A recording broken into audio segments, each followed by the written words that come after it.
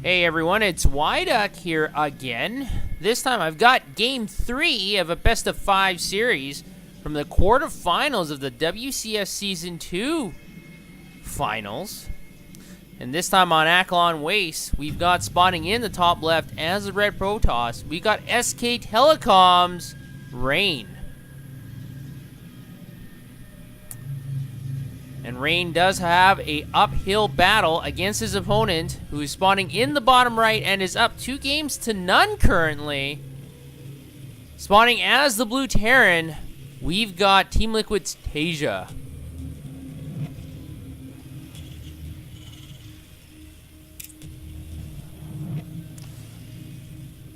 Taeja previously has never beaten Rain, and now he's 1 match away from breaking that record. Been able to figure out Rain very well in the last 2 games, and he's going for the sweep here. Rain's going to have to step up and figure out what to do. Rain is traditionally known as a very, very good, possibly the best Protoss player in the world, but he likes to play really defensively and wait until the later macro stages. And it hasn't really worked well in either game yet. Taeja was able to wait and be very patient in the previous game on Whirlwind. It was about a 40-minute game, and Taeja was not willing to confront Rain at any point. He just kept poking, blowing up a few proxy pylons here and there, and he just had a better economic base, and he never went into a confrontation where he got stormed and lost a whole bunch of units for nothing. And eventually, Rain was pushed into an unhealthy position, trying to protect one of his expansions. So Taeja was very patient, played very well in that game. We'll have to see what kind of strategy he will deploy in this game, as currently Taeja is being very aggressive. He's going for 15cc on the low ground. And is Rain going to be able to take advantage of this? He's been able to spot it. He has no cybernetics core up as of yet, but it looks like he's going to counter with a nexus of his own. So once again, it looks like Rain is going to be behind slightly compared to our Terran player. And Rain is going to be in here in the main mineral line, creating some havoc, stealing 5 minerals, but unfortunately, that entrance is completely sealed off with 2 barracks and a supply depot. So that probe will be forfeit eventually. But in the meantime, the probe is just going to walk around.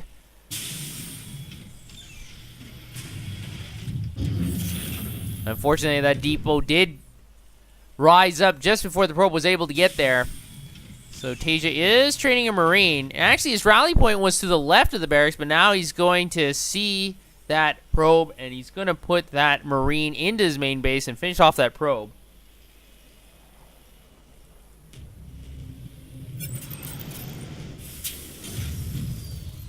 There we go. The probe is going to try and escape.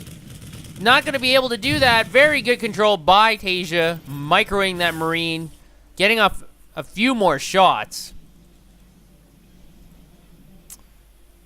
And vice versa, Taeja is able to scout exactly what's going on in Rain's base. A mothership core is being warped in. So both players are stabilizing. And I like the fact that Taeja is going to be targeting down these rocks. As I have seen a few times in very high professional games where when you don't focus down on these rocks early in the early game, where you accidentally misclick on them in the late game and then you actually lose some DPS. So the rocks are still here, waiting for Taeja to clean that up, but Taeja looks like he's going to be moving across the map with 4 Marines. He's in the center of the map. I think he's identified that Rain doesn't have that much. He did have that scouting SEV there, and he only had that 1 lone gateway and the cybernetics core and nothing else. So it looks like Taeja is going to be moving across the map, and he didn't go across the center of the map either. He went around, taking the cliff side instead, and now the Stalker is out of position, and these Marines might be able to destroy some probes, so we're going to have to check here. 2 probes have gone down, so this attack has been worth it for Taeja, able to trade 4 Marines for 3 probes at the 6-minute point of the game. That's a very good trade. Doing a lot of economic damage.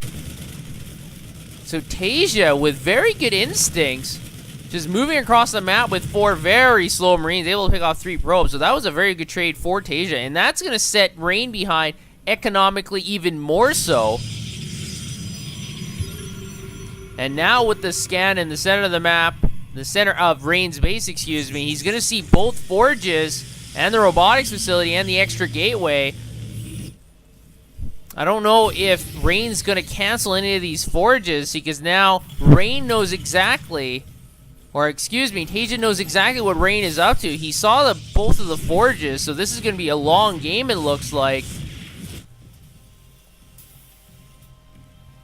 Taeja does not have an engineering bay yet. He's getting both up now, and so he's going to counter with his own upgrade. So both players are dual upgrading both weapons and armor simultaneously. So neither player is going to have an upgrade advantage, unless Rain decides to chrono boost out these upgrades.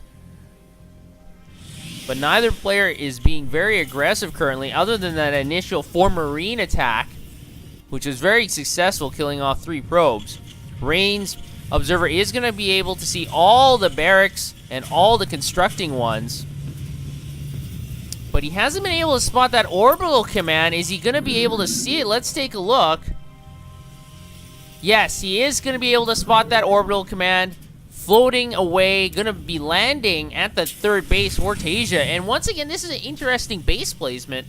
If you check out Game 2 on Whirlwind, Taeja went for a base that was closer to Rain, and it wasn't detected for such a long time because I believe Rain was expecting Taeja to put the base farther away, because that is the natural thing to do for almost all players. And Taeja once again is picking this base. Once again, not the typical base that you would pick for your 3rd. Rain is picking the typical 3rd base. It's with the rocks, because you can blow up the rocks here. You can protect your base much easier, and it's very narrow here as well. So if units want to funnel in here, they may be trapped by defending forces. So Taeja did not pick this base. I find it very peculiar.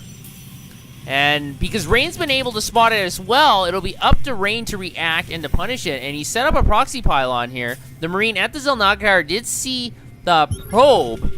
Not sure is able to see the pylon or not. Yes, able to see the pylon as well.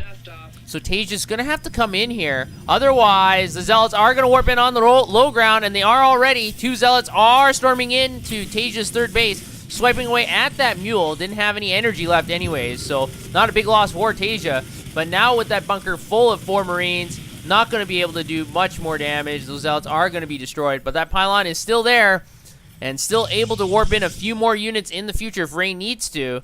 But it looks like Taeja is going to finally clean this up, sending in a whole bunch of Marines and Marauders, assisted by some medevacs. That pylon is not going to stand a chance, and there we go. It's going to go into the ether. I'm really curious, you know, those pylon crystals, when they blow up, they look quite good. I wonder if you could use them for jewelry. But I digress, as Taeja is moving across the map, and he's building Vikings and another starport with a reactor. This is a good play by Taeja. And also getting a Ghost Academy. So once again, the Ghosts are going to be coming into play.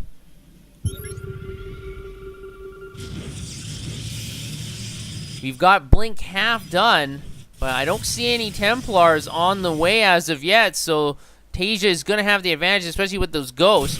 If you check out the game on Whirlwind, he was able to EMP a lot of those units, and then once you EMP Protoss units, they're losing a lot of their life. Stalkers, they lose half their life once they don't have any shields. And that's a huge advantage for Taeja. And he was able to seal the deal in the previous game in conjunction because of that. And now it looks like we've got a drop going into the main base of Rain. Taeja is going to dump off 2 medevacs, but it looks like Rain was able to spot it with this lone observer out here. So great positioning by Rain with that observer. And that's going to thwart Taeja's drop attempt. So both players are very stable. They both got 3 bases, but Taeja still has a 20 supply advantage. Rain is getting a Templar Archives now. And this is going to be the key to success for Rain if he wants to be able to defeat this Terran army, because he's got Colossi, which is good, but Taeja does have Vikings to counter that.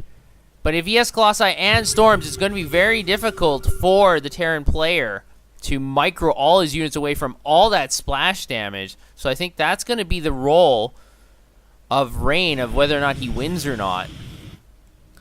And actually now it looks like Taeja is moving across the map. He's got 2 squadrons.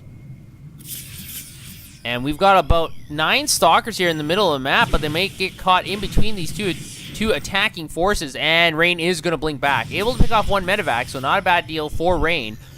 But Taeja still has a huge supply advantage. At the same time, Rain is sending 3 zealots from running those proxy pylons. The proxy pylon is quite far from Taeja's end of the map, so it's going to take a while for the zealots to get there. But it looks like we might have a confrontation here at the ramp into the natural Rain's base. Lots of force fields do go up. The Vikings are firing on those Colossi. We've only got 6 Vikings, and they are getting focus fired down by those Stalkers. And Taeja is going to have to withdraw. Supplies are evening out. At the same time, Taeja's 3rd base is being targeted by these Zealots. And in fact, Taeja has pulled all the Marines out of that bunker, so now those Zealots are just left totally unopposed. At the same time, we've got a huge encounter here. Nexus cannon does go down. Marines are stimming up. The Zealots are chopping away at this bio death ball, but the Vikings are able to finish off all the Colossi. We still got a few Vikings left. The Storm does go down. Great Storm able to damage a lot of the Terran bio, but the Terran player is still pushing into Rain's base. Another Colossi is reinforcing this position, and now Taeja is going to have to retreat just a little bit. He's at the lower end of the ramp.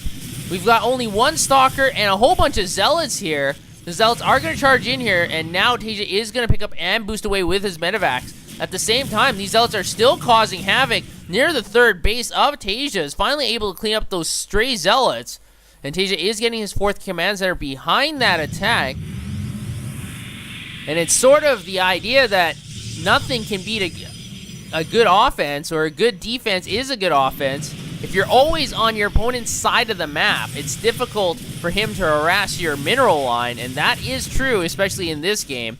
Also, both proxy pylons are being focused down on by Taeja, so now Rain is going to have a difficult time harassing this 3rd base of Taeja's. At the same time, Rain is going to be moving across the map. He's rebuilding his mothership core, but the thing is that he does have a small upgrade advantage here. He does have 3-3. Taeja only has 2-2.